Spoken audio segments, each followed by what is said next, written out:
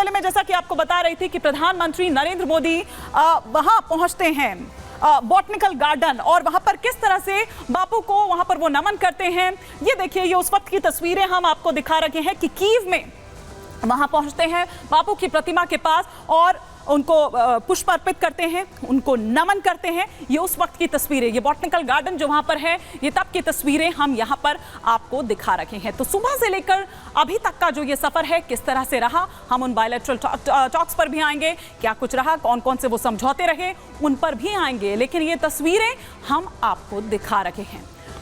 तो ये तस्वीरें इस वक्त जो हम आपको कीव से दिखा रहे हैं, ये आज सुबह की तस्वीरें हैं जो प्रधानमंत्री नरेंद्र मोदी यहां महात्मा गांधी की प्रतिमा पर पहुंचते हैं, पुष्प अर्पित करते हैं। लेकिन प्रधानमंत्री नरेंद्र मोदी के इस दौरे पर दुनिया की निगाह लगी हुई है। दुनिया की निगाह इस पर लगी हुई है। रूस और यूक्रेन युद्ध, जैसा कि मैंने पहले भी कहा कि देखिए 2.5 साल इस पर हो चुका है। रूस यूक्रेन युद्ध विराम पर हो सकती है क्या चर्चा? भारत के गुट निरपेक्ष बने रहने का फायदा दो देशों को, क्या वैश्विक शांति कायम करने में भारत का एक बड़ा रोल हम यहां पर देखेंगे? हमेशा से भारत ये कहता रहा है कि क्योंकि वो खुद बुद्ध की धरती है, वहां युद्ध की बात नहीं होती, युद्ध के पक्ष में कभी नहीं रहता भारत। और हमेशा भारत ने यही संदेश दिया है, चाहे वो रशिया यूक्रेन युद्ध भी हो, उसमें भी यही संदेश दिया है। लेकिन युद्ध के बीच भारत तनाव कम कर सकता है, ये सभी मानते हैं। रूस और यूक्रेन से भारत के अच्छे रिश्ते हैं, दोनों से ही अच्छे रिश्ते हैं। दुनिया में भारत को कूटनीतिक बढ़त इससे मिल सकती है। सुपर पावर को भी भारत से बड़ी उम्मीद है। जंग से पश्चिमी देशों को नुकसान हो रहा है, ये खुद इन तमाम बातों को प्रधानमंत्री नरेंद्र मोदी कहते हुए नजर आते हैं। लेकिन इसका असर क्या पड़ेगा अगर हम भारत के लिहाज से देखें, तो यहां भारत के लिहाज से हम क्या देखें इसके लिए, क्योंकि अगर ये वॉर रुकती है फिर उसके बाद क्या होगा, आइए जरा वो भी हम यहां पर आपको बताते हैं। थोड़ा व्यापार पर भी हम यहां पर चर्चा कर लेते हैं कि इसका क्या असर होगा, और भारत के परिप्रेक्ष्य से अगर हम देखें तो फिर इसको किस तरह से देखा जाए। वो ग्राफिक्स जो अब इस वक्त आपके यहां आपके सामने टेलीविजन स्क्रीन पर इस वक्त आ रखे हैं, वो हम आपको दिखा रहे हैं सिलसिलेवार तरीके से कि वॉर अगर रुकती है, व्यापार ये बढ़ेगा। फरवरी 2022 में यूक्रेन पर रूस ने हमला किया था, आपको याद होगा किस तरह से वो हमला किया था, वो तस्वीरें भी हमने आपको दिखाई थी। हमले के बाद से भारत और यूक्रेन के व्यापार में कमी आई है। व्यापार घटने का असर जाहिर तौर पर दोनों देशों पर ही पड़ा है। तो क्या अगर ये वॉर रुकती है, ये बात यहां पर होती है, ये समझौता यहां पर कराया जाता है, तो उससे जाहिर तौर पर जो व्यापार है वो बढ़ेगा। साल 2021-22 की बात करें तो $3.39 अरब का व्यापार हुआ। वहीं 2022 से 2023 में अगर बात करें तो व्यापार घटकर कितना रह गया, $0.78 अरब। आप देखिए कि कितना फर्क आया। और इससे ऐसा नहीं है कि सिर्फ यूक्रेन को ही, दोनों पे ही इसका असर पड़ रहा है। 2023-24 की अगर बात करें तो अब तक $0.71 अरब का व्यापार हुआ है। पीएम मोदी एक बार फिर व्यापार बढ़ाने पर जोर देंगे। दोनों देशों में नई व्यापारिक डील जो है वो संभव है।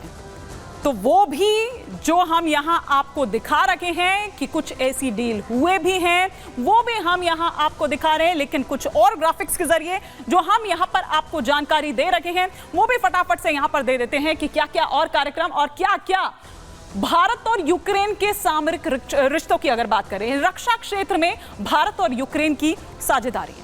तकनीक और हथियारों की साझेदारी पुरानी।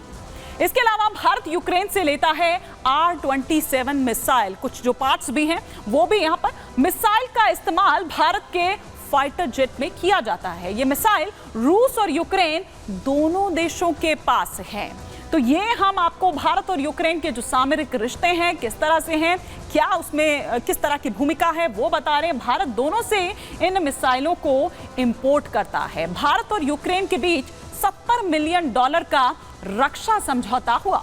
जंग की वजह से रक्षा समझौते पर असर भी पड़ा।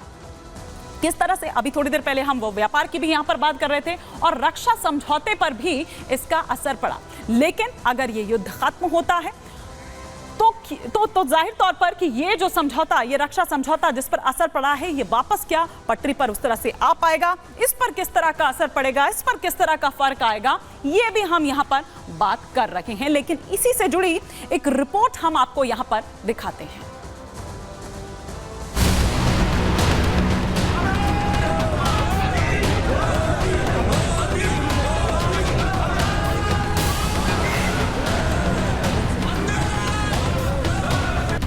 रूस और यूक्रेन पिछले 2.5 साल से जंग लड़ रहे हैं। दोनों देशों के साथ साथ पश्चिमी देश भी इस युद्ध का अंत चाहते हैं, लेकिन रूस और यूक्रेन पीछे हटने को राजी नहीं हैं। ऐसे में ग्लोबल लीडर बनकर उभरे भारत से सभी को काफी उम्मीदें हैं। यूरोपीय देशों के साथ साथ सुपर पावर भी जानता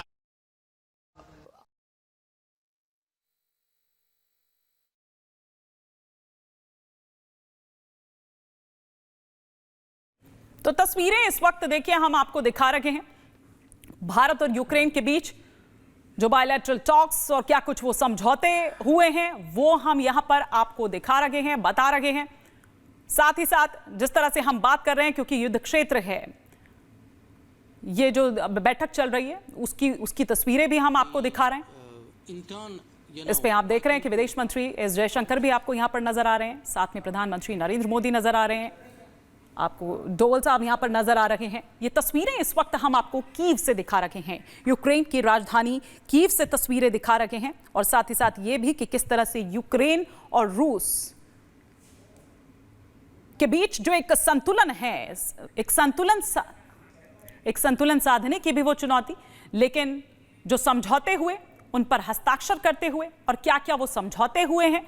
कृषि और खाद्य उद्योग को लेकर अगर बात करें तो उस पर समझौता हुआ है। मेडिसिन और मानवीय सहायता की अगर बात करें तो उस पर समझौता हुआ है। ये वो क्या डील हुई है भारत और यूक्रेन के बीच, ये डील और वो तस्वीरें हम आपको इस वक्त दिखा रहे हैं। सांस्कृतिक आदान प्रदान को लेकर भी दोनों देशों के बीच में करार हुआ है। ये एक्सक्लूसिव तस्वीरें जो इस वक्त कीव से आप देख रहे हैं, यूक्रेन की राजधानी कीव से।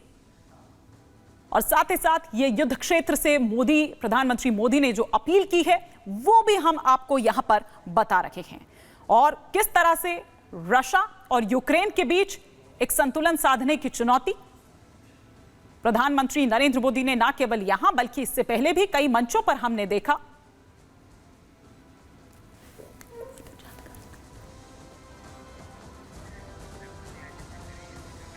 कि किस तरह से संतुलन साधने की जो चुनौती है वो है हर कोई भारत की तरफ यहां पर देख रहा है, क्योंकि उनसे उम्मीदें हैं। लेकिन यही ज़ेलेंस्की जब रशिया जाते हैं, प्रधानमंत्री नरेंद्र मोदी उस वक्त थोड़ी सी नाराजगी भी वो जाहिर करते हैं। वो कहते हैं कि इतने बड़े लोकतांत्रिक ये देश है, उनके वो नेता हैं, लेकिन वो अपराधी है जहां पर वो गए हैं, जिनसे वो मिल रहे हैं। उस वक्त ये बात जब पुतिन से मुलाकात हुई थी प्रधानमंत्री नरेंद्र मोदी की, तब वोलोदिमीर ज़ेलेंस्की की तरफ से ये कहा गया था। लेकिन आज वही वोलोदिमीर ज़ेलेंस्की जो प्रधानमंत्री नरेंद्र मोदी की तरफ उम्मीद की एक निगाह से आप ये कहिए, क्योंकि जिस तरह से रशिया और यूक्रेन के बीच ये युद्ध चल रहा है उस पर एक शांति संदेश जो दिया गया, क्या वाकई? लेकिन बात तो ये भी है कि क्या वोलोदिमीर ज़ेलेंस्की उसको मानते हैं या फिर अमेरिका की ही बात पर चलते हैं।